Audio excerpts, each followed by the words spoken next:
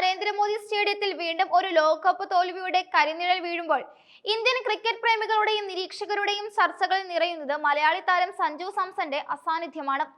825 ദിവസത്തെ നീണ്ട ഇടവേളയ്ക്ക് ശേഷം മറ്റൊരു ലോകകപ്പ് ഫൈനലിൽ ഇന്ത്യ തോൽവിയെ അഭിമുഖീകരിക്കുമ്പോൾ ടീം ഘടനയിലെ പാളിച്ചകളും താരങ്ങളെ തെരഞ്ഞെടുക്കുന്നതിലെ മുൻവിരി കലർന്ന സമീപനങ്ങളും വലിയ ചോദ്യചിഹ്നമായി മാറുകയാണ്. ദക്ഷിണാഫ്രിക്കയ്ക്കെതിരായ നിർണായക മത്സരത്തിന് മുൻപ് സഞ്ജുവിന്റെ സാധ്യതകളെ കുറിച്ച് മാധ്യമപ്രവർത്തകർ ആരാഞ്ഞപ്പോൾ ഇന്ത്യൻ നായകൻ സൂര്യകുമാർ യാദവ് നൽകിയ മറുപടി ഇന്ന് ആരാധകർക്കിടയിൽ വലിയ ചർച്ചയായിട്ടുണ്ട്. അഭിഷേക് ശർമ്മയ്ക്ക് പകരം സഞ്ജുവിനെ കളിപ്പിക്കണോ അതോ തിലക് വർമ്മയ്ക്ക് പകരം സഞ്ജുവിനെ ഉൾപ്പെടുത്തണോ എന്ന സൂര്യകുമാറിന്റെ മറുചോദ്യം ഒരു പുഞ്ചിരിയോടെയായിരുന്നെങ്കിലും അതിൽ ഒളിഞ്ഞിരുന്ന നിഷേധഭാവം ടീമിന് തിരിച്ചടിയായെന്നാണ് വിലയിരുത്തപ്പെടുന്നത്. അഹമ്മദാബാദിലെ ബാറ്റിംഗ് തകർച്ചയ്ക്കു ശേഷം ക്യാമറ കണ്ണുകൾ ഇന്ത്യൻ ഡഗൌട്ടിലേക്ക് നീങ്ങിയപ്പോൾ കണ്ട കാഴ്ച ഏറെ പ്രസക്തമായിരുന്നു. ടീമിലെ തന്ത്രങ്ങളുടെ പിന്നണിയിൽ സഞ്ജു സാംസൺ ഇരിക്കുമ്പോൾ മുന്നിൽ ഗൗതം ഗംഭീർ ഗൗരവഭാവത്തിൽ നിൽക്കുന്നു. കമന്ററി ബോക്സിൽ ഇതിഹാസ താരം രവി ശാസ്ത്രിയോട് സഞ്ജുവിന്റെ സാധ്യതകളെ കുറിച്ച് ചോദിച്ചപ്പോൾ അദ്ദേഹം വരും മത്സരങ്ങളിൽ സഞ്ജു തീർച്ചയായും ടീമിൽ ഇടം പിടിക്കുമെന്ന് പ്രത്യാശ പ്രകടിപ്പിച്ചു. എന്നാൽ അപ്പോഴേക്കും ഇന്ത്യയുടെ ലോകകപ്പ് മോഹങ്ങൾ ഏതാണ്ട് പ്രതിസന്ധിയിലായി കഴിഞ്ഞു. ഇന്ത്യൻ ബാറ്റിംഗ് നിരയെ സംരക്ഷിക്കാൻ ഇടം കയ്യൻ ബാറ്റർമാരെ ഇറക്കി ഗംഭീർ മറിഞ്ഞ തന്ത്രം എതിരാളികൾക്ക് അനായാസം പൊളിക്കാവുന്ന ഒന്നായിരുന്നു എന്നതാണ് യാഥാർത്ഥ്യം. സ്പിന്നർമാരെയും പേസ് ഓഫ് ഡെലിവറികളെയും ഉപയോഗിച്ച് പ്രോട്ടിയാസ് ബൗളർമാർ ഇന്ത്യൻ കോട്ട പൊളിച്ചപ്പോൾ സഞ്ജുവിനെ പോലൊരു താരത്തിന്റെ സാന്നിധ്യം പ്രകടമായിരുന്നു. സഞ്ജുവിനെ ടീമിൽ ഉൾപ്പെടുത്താൻ ഒന്നിലധികം കാരണങ്ങൾ ഇന്ത്യക്ക് മുന്നിലുണ്ടായിരുന്നു. പ്രാരംഭ നിരയിൽ അഭിഷേക് ശർമ്മ നേരിടുന്ന റൺ വരൾച്ചകളും തിലക് വർമ്മയുടെ മെല്ലെപ്പൊക്കും മധ്യനിരയിൽ ഫിനിഷർ റോളിൽ റിങ്കു സിംഗിന് തിളങ്ങാൻ കഴിയാത്തതും മാറ്റങ്ങൾ അനിവാര്യമാണെന്ന് വിളിച്ചു പറഞ്ഞു. പ്രത്യേകിച്ച് ദക്ഷിണാഫ്രിക്കയ്ക്കെതിരായ സഞ്ജുവിന്റെ റെക്കോർഡ് മാത്രം പരിഗണിച്ചാൽ പോലും അദ്ദേഹത്തിന് പ്ലേയിങ് 11-ൽ സ്ഥാനം നൽകേണ്ടതായിരുന്നു.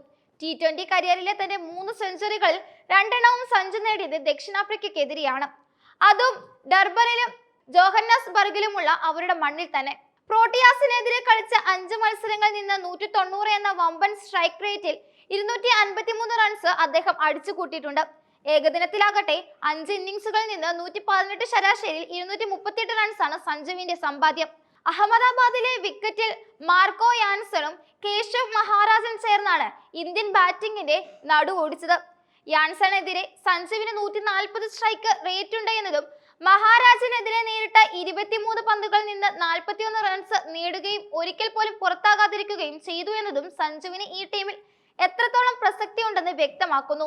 ഇടം കയ്യൻ ബാറ്റർമാർ ഓഫ് സ്പിന്നിന് മുന്നിൽ പതറുന്ന കാഴ്ചയാണ് ഈ ലോകകപ്പിൽ ഉടനീളം കണ്ടത്. അഭിഷേകും ഇഷാനും ആദ്യ ഓവറുകൾ തന്നെ സ്പിന്നർമാർക്ക് വിക്കറ്റ് സമ്മാനിച്ച് മടങ്ങുന്നത് പതിവായി.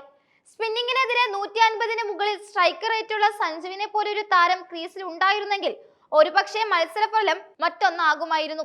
ഗൗതം ഗംഭീർ പരിശീലകനായി വന്നത് മുതൽ ഇടം കയ്യൻ വലം കയ്യൻ കോമ്പിനേഷന് നൽകിയ അമിത പ്രാധാന്യം ടീമിന്റെ ബാലൻസ് തെറ്റിച്ചുവെന്ന വിമർശനം ശക്തമാണ്.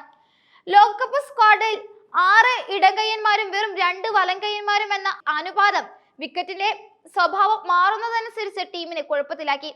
ന്യൂസിലാൻഡിനെതിരായ പരമ്പരയിലെ മോശം പ്രകടനത്തിന്റെ പേരിൽ സഞ്ജുവിനെ ബെഞ്ചിലിരുത്തുമ്പോൾ സമാനമായ പരാജയങ്ങൾ നേരിടുന്ന മറ്റ് യുവതാരങ്ങൾക്ക് വീണ്ടും അവസരം നൽകുന്നത് ഇരട്ടത്താപ്പാണെന്ന് ആരാധകർ ആരോപിക്കുന്നു. സഞ്ജു മുൻനിരയിൽ ബാറ്റ് ചെയ്യാനെത്തുമ്പോൾ ടീം കുറച്ചുകൂടി സന്തുലിതമാകുമെന്ന കാര്യത്തിൽ സംശയമില്ല. മറ്റൊരു പ്രധാന പോരായ്മ മധ്യനിരയിൽ ഇന്നിംഗ്സ് പടുത്തുയർത്താൻ കഴിയുന്ന പരിചയസമ്പന്നനായ ഒരു താരത്തിന്റെ അഭാവമാണ്. മുൻപ് സമ്മർദ്ദ ഘട്ടങ്ങളിൽ വിരാട് കോഹ്ലി കാട്ടിയിരുന്ന ആത്മവിശ്വാസം ഇന്ന് ഇന്ത്യൻ നിരയിൽ കാണാനില്ല. ശ്രേയസ് അയ്യരെ പോലുള്ള സ്പിന്നറെ നന്നായി നേരിടാൻ കഴിയുന്ന ഒരു താരത്തെ സ്ക്വാഡിൽ പോലും ഉൾപ്പെടുത്താത്തത് തിരിച്ചടിയായി. അഗ്രസീവ് ക്രിക്കറ്റ് എന്നതിലുപരി വിക്കറ്റ് മനസ്സിലാക്കി കളിക്കുന്ന സെൻസിബിൾ ക്രിക്കറ്റ് ആയിരുന്നു അഹമ്മദാബാദിൽ ആവശ്യമുണ്ടായിരുന്നത്. അവിടെയാണ് ശ്രേയസിനും സഞ്ജുവിനും പോലുള്ള താരങ്ങളുടെ പ്രസക്തി വർദ്ധിക്കുന്നത്. വെസ്റ്റ് ഇൻഡീസിനും സിംബാബ്വെക്കും എതിരായ വരാനിരിക്കുന്ന 2 മത്സരങ്ങൾ ഇന്ത്യയെ സംബന്ധിച്ചിടത്തോളം നിലനിൽപ്പിന്റെ പോരാട്ടമാണ്. സെമി ഫൈനൽ സാധ്യതകൾ നിലനിർത്താൻ ഈ മത്സരങ്ങൾ ജയിച്ചേ മതിയാകൂ. ഇനിയെങ്കിലും അനാവശ്യമായ പരീക്ഷണങ്ങൾ അവസാനിപ്പിക്കാൻ സൂര്യകുമാറും ഗംഭീറും തയ്യാറാകുമോ എന്നതാണ് ക്രിക്കറ്റ് ലോകം ഉറ്റുനോക്കുന്നത്. ടീമിനൊരു വേക്കപ്പ് കോൾ ലഭിച്ചു കഴിഞ്ഞു. കഴിഞ്ഞ തെറ്റുകളിൽ നിന്ന് പാഠം ഉൾക്കൊണ്ട് സഞ്ജുവിനെയും മറ്റും ടീമിൽ തിരിച്ചെത്തിച്ച് ശക്തമായ തിരിച്ചുവരവ് നടത്താൻ ഭാരതത്തിന് കഴിയുമോ എന്നത് വരും ദിവസങ്ങൾ വ്യക്തമാകും. കടുത്ത തീരുമാനങ്ങൾ എടുക്കുമ്പോൾ നായകനും പരിശീലകനും തയ്യാറായില്ലെങ്കിൽ ഇന്ത്യയുടെ ലോകകപ്പ് സ്വപ്നങ്ങൾ അഹമ്മദാബാദിലെ മണ്ണിൽ തന്നെ ഒടുങ്ങാനാണ് സാധ്യത.